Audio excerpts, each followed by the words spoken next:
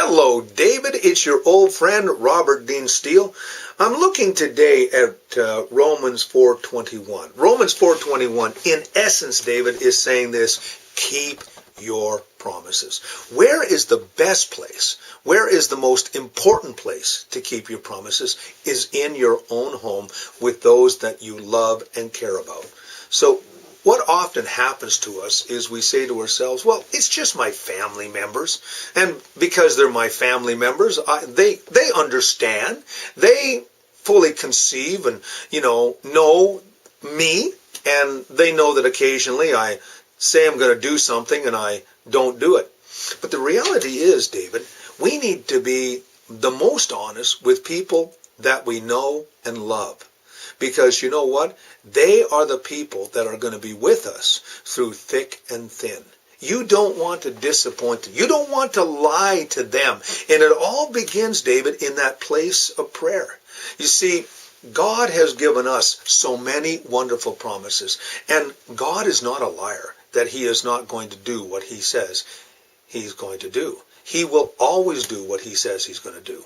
And so the simple fact is that if God's going to keep his promises to us, when we spend that time in prayer, he's going to bring to us not only the ability, but also as well the resolve. It's in that place of prayer that we resolve to tell the truth. It's in that place of prayer that we resolve to be righteous, that we're going to allow the character and the nature of God to flow through us. And we understand that honesty and integrity and transparency are godly attributes. They're not something that, the world teaches, but it's something that comes from the character of God. God keeps his promises with us, and he expects us to keep our promises. In the ancient world, a man's word was basically a reflection of his character. We've kind of lost that. Nowadays, we have to actually have written agreements between people. In the old time, it was the handshake, because the handshake said, you know what? I'm going to follow through with whatever I promise. And the Bible also says, let your yea be yea and your nay, nay. It's the same way with God. When you say to God, God, I promise to do something, God expects you to do it.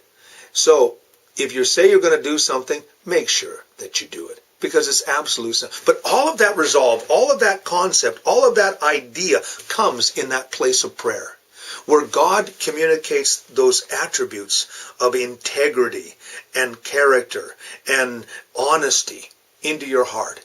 And you go out of that place of prayer into that world which is not so friendly. In fact, the world can be a very rugged and very terrible place. But there's one person who will keep their word, and that is you. That's why Paul said in Romans 4:21, keep your promises.